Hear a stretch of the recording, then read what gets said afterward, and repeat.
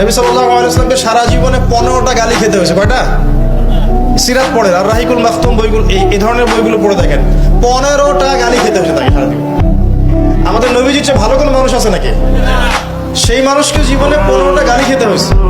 বলছে মানুষ যে আপনি হচ্ছেন কাযযাব, মিথ্যা, মহামিথ্যাবাদী। কাযযাব মানে শুধু মিথ্যাবাদী না, মহামিথ্যাবাদী। আপনি হচ্ছেন নাউযুবিল্লাহ সাহের, জাদুকর। আপনি হচ্ছেন ফারিকুল জামাত বিভক্তকারী, ঐক্য বিনষ্টকারী। বুঝতে পারছেন না কথা? আপনি বলছেন যে মাজনুন, পাগল ব্যক্তি, মাজনুন। কোরআনকে বলছে শয়তানের বাণী, নাউযুবিল্লাহ। তাকে নাকি জিন ভর করেছে, জিন ছাড়ানোর জন্য একজন এসেছিল, জিমাদ আল-আজদি তার নাম। সে খবর পেয়েছে নবী সাল্লাল্লাহু আলাইহি ওয়াসাল্লাম কোরআনের মতো কিছু বলে বেড়াচ্ছেন। তার ধারণা যে নবী সাল্লাল্লাহু আলাইহি ওয়াসাল্লামকে জিন আক্রমণ করেছে, নাউযুবিল্লাহ। সে এসে বলছে, শোনেন ঘটনাটা খুব মজা। সে এসে বলছে যে মুহাম্মদ কোথায়? মক্কায়। সবাই দেখিয়ে দিল ওই যে কাবা ঘরে বসে আছে, যাও। তিনি গিয়ে বলছেন যে আমি অনেক জিনগ্রস্ত মানুষের চিকিৎসা করেছি, আপনার কি সমস্যা একটু বলেন তো, আমি আপনার চিকিৎসা করতে আসছি। তখন নবী সাল্লাল্লাহু আলাইহি ওয়াসাল্লাম কি বললেন জানেন? তিনি বলছেন, এই যে এটা বলছেন, ইন্নাল হামদালিল্লাহ নাহমাদুহু ওয়া নাস্তাঈনুহু মান ইয়াহদিহিল্লাহু ফালা মুদিল্লা লাহু ওয়া মান ইউদ্লিল ফালা হাদিয়া লাহু ওয়া আশহাদু আন লা ইলাহা ইল্লাল্লাহ ওয়া আশহাদু আন লা ইলাহা ইল্লাল্লাহ ওয়াহদাহু লা শারীকা লাহু ওয়া আশহাদু আন্না মুহাম্মাদান আবদুহু ওয়া রাসূলুহু আম্মা বা'দ। এই পর্যন্ত এসেছেন। এতটুকু শোনার পরে এই জিমাদ আল-আজদি তিনি বলছেন যে আচ্ছা কি বললেন আরেকবার বলেন তো। আরো একবার শোনালেন, সহিহ হাদিস।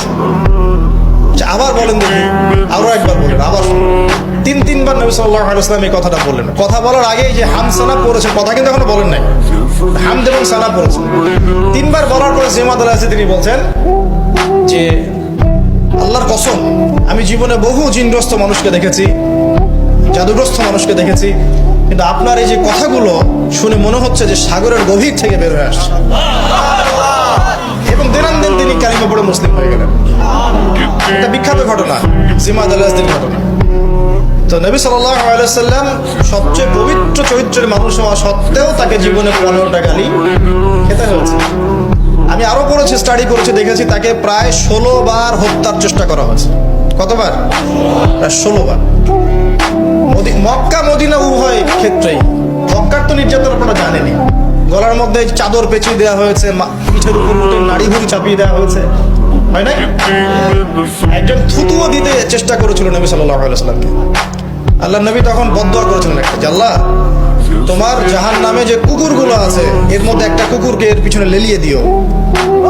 এরপরে কি হয়েছিল, বহু বছর পরে এই ব্যক্তি সিরিয়ার দিকে গিয়েছে সফর করতে।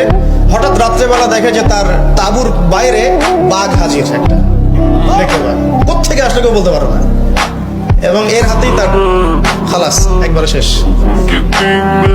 তো আবার একদিন যখন তিনি নামাজ পড়ছেন, উটের নাড়ি ভুড়ি চাপিয়ে দেওয়া হলো। নবী সাল্লাল্লাহু আলাইহি ওয়াসাল্লাম হাত তুলে দোয়া করলেন। দোয়া করে বলেন, আল্লাহ যে আবু জাহাল, নাম উল্লেখ করে করে, আবু জাহাল, আল্লাহ যে উতবা, যে শাইবা, যে রাবিয়া, এদের নামগুলো মেনশন করে করে, আল্লাহ তুমি এদেরকে দেখে নিও। যতজনের নামে বদদোয়া করেছেন সবার লাশ বদরের কূপে পাওয়া গেছে। যতজনের নাম ধরে তিনি বদদোয়া করেছেন সবার লাশ 10 বছর পর বদরের যুদ্ধে কূপের মধ্যে পড়েছে।